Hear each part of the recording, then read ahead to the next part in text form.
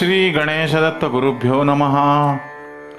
चैतन्यः शाश्वतः शांतो व्योमातीत निरंजनः बिंदुनादकलातीत तस्मै श्री गुरुवे नमः। परमपूज्य सद्गुरू श्री रामकृष्ण क्षीरसागर स्वामींना वंदन करून संघटित सत्संग मंडळांच्या या गुरुकार्यातील मोहिमेमधल्या 1280व्या भागाचं मी पठण करीत आहे। आज अश्विन शुद्ध त्रयोदशी, शुक्रवार दिनांक 27 ऑक्टोबर 2023। उपदेशामृत संग्रह भाग 5 या ग्रंथातील भगवान श्री दत्तात्रय सत्संग मंडळ मुंबई दिनांक 6/2/1983, बैठक क्रमांक 157। परमपूज्य सद्गुरू श्री रामकृष्ण क्षीरसागर स्वामींनी दिनांक 9/12/1982 रोजी श्री दत्तात्रय जयंती निमित्त झालेल्या पाद्य पूजेच्या वेळी दिलेले दिव्य अनुग्रह आशीर्वाद, या आशीर्वादाच्या पुढील भागाचं मी पठण करीत आहे। आपल्या प्रासादिक वाणीतून मार्गदर्शनपर आशीर्वाद देताना परमपूज्य सद्गुरू श्री रामकृष्ण क्षीरसागर स्वामी पुढील भागात म्हणतात की आमचं म्हणणं आहे की जे दर्शनाला नित्य येतात त्यांचा डॉक्टरचा सर्व खर्च बराच कमी झालाय। कशाचा परिणाम आहे हा? त्या दर्शनाचा परिणाम आहे हा, असं आमचं मत आहे। आता डॉक्टरांचा खर्च कमी झाला तर हॉटेलचा वाढू नये याची मात्र काळजी तुम्ही घ्या। मनुष्याचा स्वभाव असा आहे की पगारातून काय काय खर्च करायचे हे तो महिन्याच्या आधी ठरवतो आणि काय खायचे राहिलेला तो करून घ्यायचा हा महिन्याच्या आधी प्रयत्न करतो।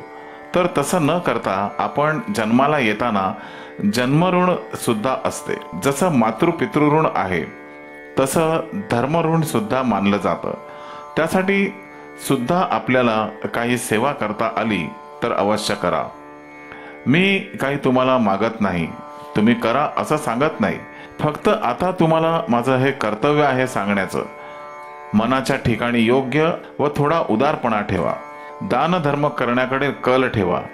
कुणाचीही निंदा करू नका, कोणाला अकारण आश्रय देऊ नका आणि जास्तीत जास्त परमेश्वराची सेवा करून होणारे जेवढे जेवढे उत्सव आहेत, ज्यांना ज्यांना त्यामध्ये सहभागी होणं शक्य आहे, या ठिकाणी येणं शक्य आहे, त्याने अवश्य यावं।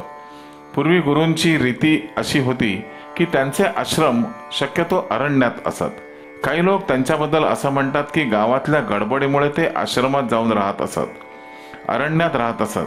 तर आमचं म्हणणं तसं नाही, ते अरण्यात राहत होते तर गावातल्या लोकांना दर्शनाला येता यावं म्हणून, आणि त्याकरता आवर्जून लोक अरण्यात जाऊन त्यांचं दर्शन घेत होते। अहो, ज्यांच्या मनाला शांती लाभली आहे ते गावात राहिले काय आणि गावाबाहेर राहिले काय? पण समाजाला शिकवण्याची एक पद्धत असते की गाव सोडून निवांत अशी जागा असेल तिथे जायचं, राहायचं। त्या ठिकाणी मग आश्रमातले जेवढे कार्यक्रम आहेत ते करणं, आणि त्यातूनच राजे लोक शिकलेले आहेत। पहा, पूर्वीच्या काळातले राजे रजवाडे होऊन गेले, ते ऋषींच्या दर्शनाला अवश्य जात होते, वेळात वेळ काढून जात होते, दर्शन घेत होते, आशीर्वाद घेत होते। हा त्यांचा अतिशय दूरदृष्टिकोन होता। एकदा गावातच राहिलं, काल सवड नाही झाली, परवा सवड नाही झाली आणि आत्ताही होणार नव्हती, पण म्हटलं जाता जाता जाऊन यावं म्हणून आम्ही नगर सोडून सावेडीला आलो। ज्यावेळी सावेडीला आलो तेव्हा बऱ्याच लोकांनी मला ज्ञान शिकवलं। तुम्ही एवढ्या लांब जाऊन राहता खरं, पण तिथं तुम्हाला कोण विचारेल? म्हटलं तुम्हीच विचारणार। ते म्हणाले कसं शक्य आहे ते? 2 मैलांचं अंतर पडतं। अरे म्हटलं तू माझ्या शब्दांची आठवण ठेव। आता ह्याच्यात बसलेले आहेत ते फक्त नावं ऐकायची अपेक्षा करू नका। बैठकीत आहेत तुमच्या ते सांगायचे। अहो तुम्ही असं काय करताय? इतक्या लांब काय राहायला जाताय? तिथं कोण येणार? तिथं तुम्हाला सोबत कोण करणार? भल्या माणसा, माझीच तुला आयुष्यभर सोबत आहे, तुझी काय मला सोबत?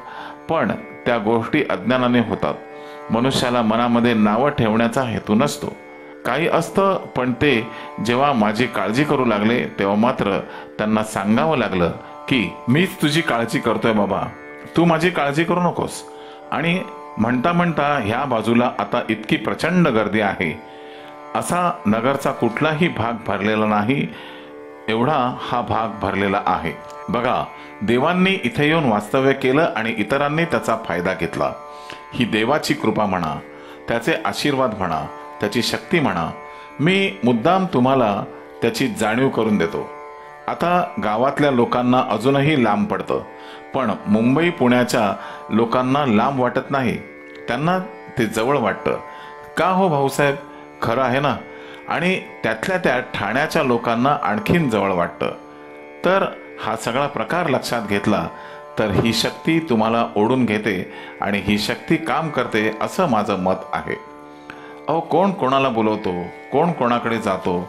या नगरच्या भक्तांना आम्ही असं सांगत असतो की तुम्ही असा एक निश्चय करा की 8 दिवस दर्शनाला जायचं नाही, पण अजून तरी कोणाला ते शक्य झालं नाही. याचं कारण काढून जर सांगत असतील तर मात्र नाईलाज आहे, पण तशी शक्यता नाही. तुम्हाला ही जागा बसूच देणार नाही. त्यावेळेला जर कोणी आलं तुम्ही निघायच्या वेळेला, तर तुमच्या मनात काय येतं हे नंतर मला सांगा, आत्ता सांगू नका. पण माणसाला एक प्रकारचा तीव्र संताप येतो. हे कशाने होतं? हे आंतरिक भावना जागृत झाल्या म्हणजे होतं. जोपर्यंत आंतरिक भावना जागृत होत नाही तोपर्यंत मग तो चालढकल करील. हा अनुभव बहुतेक नगरच्या लोकांना तर आलेलाच आहेच, पण परगावच्या लोकांना सुद्धा असं वाटतं की केव्हा एकदा नगरला जाऊन येईन. करतो काय, आम्ही बोलावतो आणि आल्यावर विचारतो की कशाला आलास? बोलावतो आम्हीच. मग तो सांगतो मला काही तिथं राहावे ना, किती दिवस झाले दर्शनाला जायचंय असं चाललंय. मी काही तुम्हाला पत्र टाकलेलं नाही, तसाच निघून आलो. मी तुम्हाला सांगतो, तू आलास तर मी काही तुझ्यावर रागवणार नाही. इथं पोचल्यावर तो सांगतो पत्र टाकलं ते मिळालं नाही का? आता आम्हीच बोलवलेलं असतं, पत्राची काय आवश्यकता आहे? पत्र नंतर येईल आणि तुम्ही ST स्टँडवर पोचला की 3 वाजता पत्र येतं की उद्या दर्शनाला येणार आहे. हे खरंच वारंवार घडतं. आपल्या पाठीमागे जी ईश्वरी शक्ती आहे त्याचा हा सगळा प्रभाव आहे. देव जे या ठिकाणी येऊन राहिले त्यांनी तुम्हाला त्यांच्या चरणांजवळ घेतलेलं आहे. हे तुम्ही लोक कायम लक्षात ठेवा. तुमची श्रद्धा भक्ती कायम टिकवा. पुढचा काळ असा येईल की बोलणं होईल की नाही मला तरी शंका वाटते. कारण आज सुद्धा बोलताना काही वेळेला माझं हृदय अगदी भरून येतं, पण तुमच्या समोर ते प्रगट करणं बरोबर नाही, म्हणून मी पुन्हा ते गिळतो आणि पुन्हा बोलायला लागतो. अशी पुढची स्थिती येईल की त्यावेळेला तुमचं माझं बोलणं होईल की नाही शंका आहे. पण ज्यावेळी मला त्याच्याविषयी पाना फुटेल किंवा प्रेम उत्पन्न होईल त्यातून तुमच्याही हृदयाला पाजर फुटणार आहे. श्री गुरुदेव दत्त. गुरुबंधू आणि भगिनीनो, या आशीर्वादाच्या पुढील भागाचं पठण उद्या सकाळी 6 वाजता. श्री गुरुदेव दत्त.